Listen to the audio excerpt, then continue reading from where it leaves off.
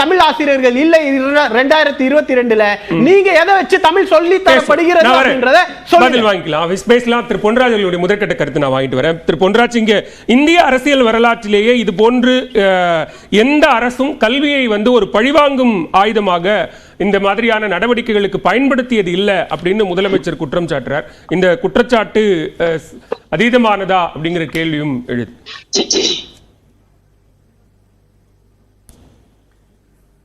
அதாவதுங்க, நம்ம இதில் 2 விஷயத்தை நம்ம தெளிவாக புரிஞ்சுக்கணும்.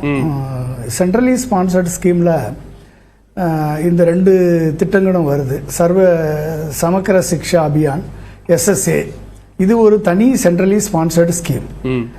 PM ஸ்ரீ என்பது அது ஒரு தனி சென்ட்ரலி ஸ்பான்சர்டு ஸ்கீம். ரெண்டையுமே கனெக்ட் பண்ணி இதில் சைன் போட்டால் தான் நாங்கள் இதுக்குரிய பணத்தை ரிலீஸ் பண்ணுவோம் என்று சொல்வது உண்மையிலே ஒரு மத்திய அரசனுடைய பழிவாங்கும் போக்கை காண்பிக்கிறது. நீங்கள் நீங்கள் SSAக்கு கிட்டத்தட்ட இந்த வருடத்திற்கு 24-25க்கு 37,383 கோடி அலாட் பண்ணியிருக்காங்க. அதே இது PM ஸ்ரீக்கு 5 வருடத்திற்கு 2022 2027 வரை 27,360 கோடி. எத்தனை ஸ்கூலுக்கு? 14,500 ஸ்கூலுக்கு. கிட்டத்தட்ட குறைஞ்சது ஆவரேஜ் நீங்க பாத்தீங்கன்னா அவங்க சொல்றாங்க 2 கோடியிலிருந்து 3 கோடி ஒரு ஸ்கூலுக்கு அப்படின்றாங்க. ஆவரேஜ் 1.8 கோடி. இப்போ 1.8 கோடியை கொடுத்துட்டு PM ஸ்ரீ ஸ்கீமை நீ இம்ப்ளிமெண்ட் பண்ணு என்று சொல்லிட்டு அதில் நீ சைன் பண்ணா தான் அது PM ஸ்ரீக்கும் SSAக்கும் உள்ள டிஃபரன்ஸ் என்னன்னா, SSA இது ரொம்ப நாளாக இருந்து வரக்கூடிய ஸ்கீம், யூனிவர்சல் எஜுகேஷன், அனைவருக்குமான கல்வி கொடுக்கக்கூடிய அந்த திட்டம் அது. ஸோ இதில் இதனுடைய ஃபண்டு கிட்டத்தட்ட இந்த வருடத்திற்கு 4,000 கோடியில் கிட்டத்தட்ட 2,152 கோடியை நீங்க ரிலீஸ் பண்ண மாட்டோம். அதுக்குரிய அந்த குவார்டர் அமௌண்ட் 567 கோடி ஏதோ ஒன்று, அதை நாங்கள் ரிலீஸ் பண்ண மாட்டோம் என்று கனெக்ட் பண்ணுவது இது அராஜகத்தின் உச்சமாக தான் நான் பார்க்கிறேன். இது மத்திய அரசு செய்யக்கூடிய பழிவாங்கும் போக்கு. அதாவது அவர்களது NEP நேஷனல் எஜுகேஷன் பாலிசியை தமிழகத்தின் மேல திணிக்கிறாங்க. தெளிவா இங்க சொல்றாங்க, தமிழகம் நாங்க நீ எடுக்கக்கூடிய பெரும்பாலான விஷயங்களை நாங்க ஏத்துக்கிறோம், ஆனா 3 லாங்குவேஜ் மும்மொழி திட்டத்தை ஏற்றுக்கொள்ள மாட்டோம். நீங்க அந்த பொது தேர்வு, அதாவது 5ஆம் வகுப்பு, 3ஆம் வகுப்பு, 5ஆம் வகுப்பு, 8ஆம் வகுப்பு, 10ஆம் வகுப்பு, 12ஆம் இந்த 3க்கும் பொது தேர்வு நடத்துவதை நாங்கள் ஏற்றுக்கொள்ள மாட்டோம். ஸ்ட்ரக்சர் 10+2 தான் இருக்கணும். அதுல நீங்க 5+3+3+4 இந்த ஸ்ட்ரக்சரை நாங்கள் ஏற்றுக்கொள்ளவில்லை. நீங்க 6ஆம் வகுப்புல இருந்து ஸ்கில் பேஸ்ட் எஜுகேஷனை நீங்க உள்ள திணிக்கிறீங்க. இது இடைநிற்றலுக்கு வழிவகுக்கும். இது பிள்ளைங்களை மேற்படிப்பு படிக்காத அளவிற்கு இடைநிற்றலுக்கு வழிவகுக்கும்.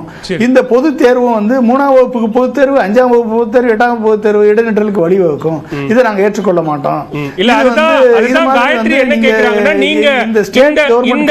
இந்த காலச்சூழலை அடிப்படையா கொண்டு நீங்க இந்த திட்டத்தை எதிர்க்கிறீங்க அப்படின்னா, கடந்த சில ஆண்டுகள்ல தமிழகத்தினுடைய அந்த வளர்ச்சி விகிதத்தை பாருங்க.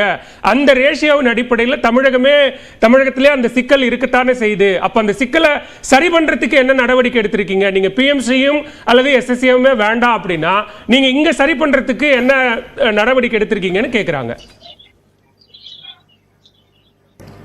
நம்ம கல்வி திட்டத்தில் அதாவது ஃபவுண்டேஷன் ஸ்கில்ஸு, லிட்ரஸி ஸ்கில்ஸு, இது மேத்தமெட்டிக்கல் ஸ்கில்லில் கேப் இருக்குது அப்படின்னா அந்த கேப்பை ஃபில்லப் பண்ணக்கூடிய வேலை ஸ்டேட் போர்டு எஜுகேஷனுடைய டிபார்ட்மெண்ட்டுடைய வேலை. அதுக்காக நீங்கள் சென்ட்ரலில் நாங்கள் அதை திணிப்போம் என்று சொல்வது எந்த வகையில் நியாயம்?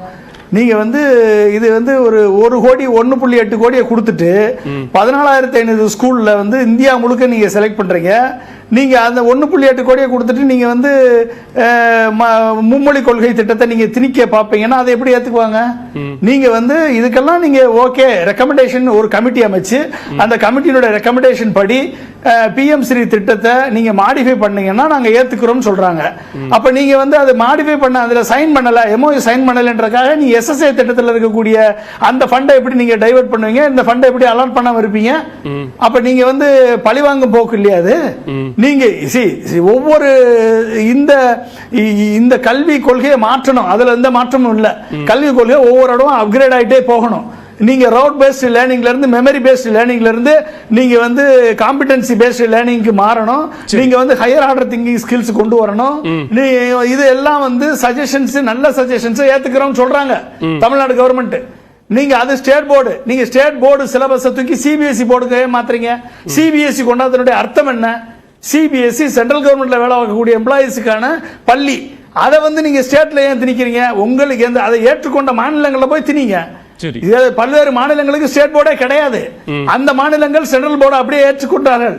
அவர்களுக்கு நீங்க திணிச்சிட்டு போங்க. ஏன்னா அவங்களுடைய லேர்னிங் அவுட்கம் கம்மியா இருக்கு. இந்த லேர்னிங் அவுட்கம்ல தான் தமிழ்நாட்டுடைய இன்ஜினியர்ஸ் உலகம் எங்க இருக்கான், ஐடி இன்ஜினியர்ஸ். இந்த லேர்னிங் அவுட்கம்ல தான் தமிழ்நாட்டுடைய இன்ஜினியர்ஸ் உலகம் எங்க, சயின்டிஸ்ட் உலகம் எங்க இருக்காங்க. இந்த லேர்னிங் அவுட்கம்ல தான் தமிழ்நாட்டுடைய மெடிக்கல் டாக்டர்ஸ் வந்து பெர்ஃபார்ம் பண்ணிட்டு இருக்காங்க. இந்த லேர்னிங் அவுட்கம்ல தான் இத்தனை சாதனைகள் படைச்சிட்டு இருக்காங்க. நீங்க வந்து நீங்க உங்களுக்கு பின்தங்கிய மாநிலங்கள் இருக்கக்கூடியதை கொண்டாந்து தமிழ்நாட்டிலேயே திணிக்கிறீங்க. அப்ப ஒவ்வொரு மாநிலத்திற்கும் அதுக்கு கல்வியில வந்து ஆர்டிகல் நீங்க வந்து list, state list, central list, concurrent list இருக்கு. இந்த 3 லிஸ்ட்ல கல்வியினுடைய ஒட்டுமொத்த உரிமை தமிழகத்துக்கு இருக்க. அப்ப நீங்க why are infringing upon the state rights இத கேட்பாங்கல்ல. சரி, ஓகே. அப்ப இத கேட்கக்கூடிய மாநிலமாக தமிழகம் இருக்கிறது. சரி, தமிழக முதலமைச்சர் கேட்கிறார் அப்படின்னா அது உரிமையை கேட்பதற்கு உரிய அது ஒவ்வொரு மாநிலமும் நீ வந்து என்ன பின்தங்கிய மாநிலமா போக சொல்றியா? பீகார் மாதிரி, உத்தரப்பிரதேச மாதிரியும். சரி, நான் முன்னேறி போகணும், நான் வளர்ந்த நாடுகளுக்கு இணையான நாடாக தமிழகத்தை மாற்றணும். அதுக்கு என்னென்ன பிரச்சனை இருக்கோ அது ஸ்டேட்டுடைய பிரச்சனை. சரி, அது ஸ்டேட்ல இருக்கக்கூடிய பிரச்சனை இல்லைன்னு நான் சொல்லல. ஸ்டேட்ல பிரச்சனை இருக்கு. ஓகே, ஸ்டேட் கவர்மெண்ட்ல பிரச்சனை இருக்கு, பள்ளி கல்வித்துறையில பிரச்சனை இருக்கு. சரி, அந்த பிரச்சனைக்காக நீ சென்ட்ரல் கவர்மெண்ட் ஸ்கீமை கொண்டாந்து ஏன் திணிக்கிறீங்க நீங்க? சரி, பேசலாம் பொன்ராஜ். நான் பதில் கத்துக்கிட்டா இங்க இருந்து மேல வந்துட முடியுமா? சரி, பேசுவோம். திரும்பி ராஜலட்சுமி, இங்க மாநிலத்திற்கான உரிமையை நாங்கள் கேட்கிறோம். அந்த மாநிலத்தினுடைய வளர்ச்சிக்கான உரிமை, அது மாணவர்களின் நலன் அப்படின்னு முதலமைச்சர் குறிப்பிடுறார். அது அரசியல் காரணங்களுக்காக எதிர்ப்பது அல்லது அரசியல் காரணங்களுக்காக மடைமாற்றம் செய்வது சரியா அப்படிங்கிறது தான் எல்லாருடைய கேள்வியாகவும் இருக்கு. மாநிலத்தினுடைய நலன், மாணவர்களின் நலன், ரைட்டா? இன்னைக்கு பள்ளி கல்வித்துறையை பார்க்கும்பொழுது மாணவர்களோட நலன், மாணவர்களுடைய நலனுக்காக நீங்கள் ஸ்டேட் கவர்மெண்ட்டும் சில ஆக்ஷன் எடுக்கலாம், சென்ட்ரல் கவர்மெண்ட்டும் எடுக்கலாம். இப்போ சென்ட்ரல் கவர்மெண்ட் இந்த பிஎம் ஸ்ரீ ஸ்கூல்ஸை கொண்டு வர்றாங்க. 14,500 ஸ்கூலு ஆல் ஓவர் இந்தியா. இவங்க ஒரு மாடல். இவங்க வந்து artificial intelligence, environment, carrying for other institution, அதை பக்கத்தில் இருக்க இன்னும் இன்ஸ்டியூஷனுக்கும் அவங்க சேர்த்து சொல்லிக் கொடுக்கறது, அது வேலை வாய்ப்புக்கு வழிவகுக்கிற மாதிரி அவங்களுக்கு ட்ரைனிங் கொடுக்கறது, இந்த மாதிரி நிறைய திட்டங்கள் இதுக்குள்ளே இருக்குது.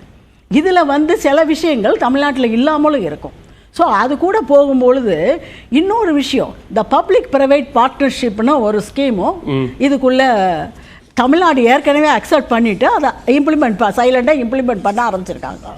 நீங்கள் பார்த்தீங்கன்னா நம்ம கல்வி அமைச்சர், பள்ளி கல்வி துறை கல்வி அமைச்சர் வந்து நிறையா திட்டங்களை செயல்படுத்தியிருக்காரு. செயல்படுத்திருக்கிறதுல சில திட்டங்கள் இந்த பிஎம் ஸ்ரீ திட்டங்கள்ல உள்ளதுகளை செயல்படுத்திருக்காரு.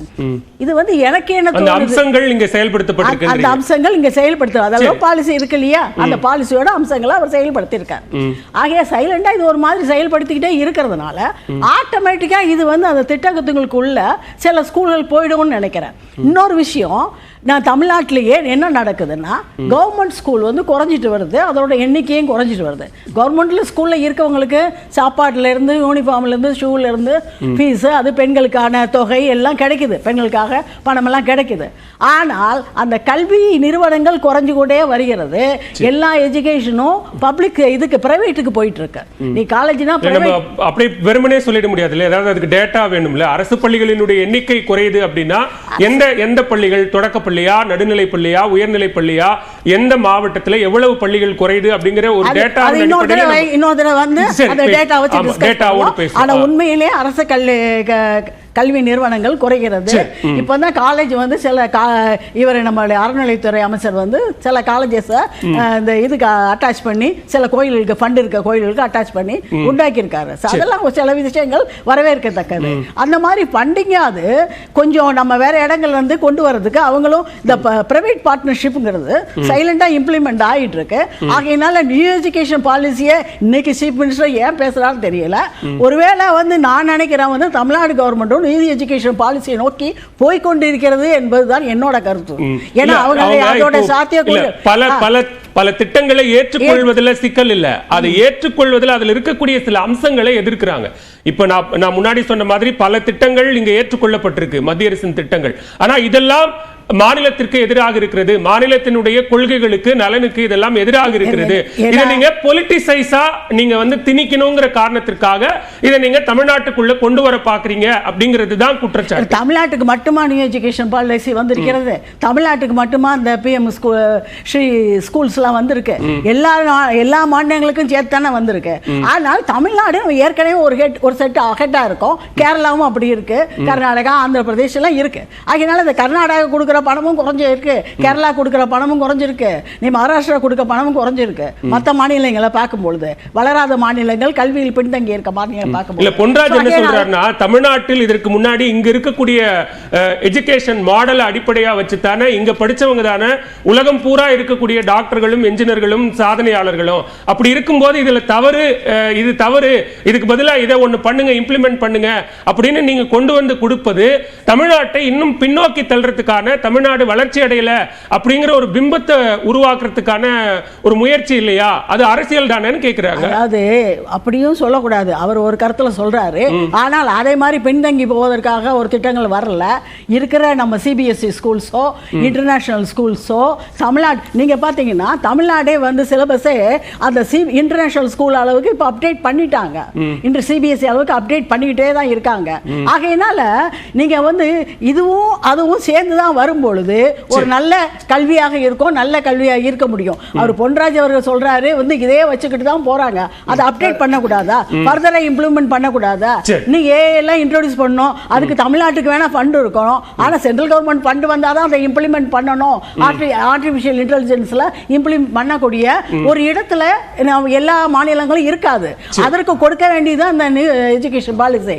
ஆனால் இங்கேயும் அதற்காக வரையறைகள் வரும். அதுக்காக எல்லா மாநிலங்களுக்கும் கொடுக்கக்கூடிய ஃபண்ட் இருக்காதுன்னா அப்ப தமிழ்நாட்டு ஃபண்டை தூக்கி வேற மாநிலத்துக்கு கொடுக்கிறது நிச்சயமா கிடையாது.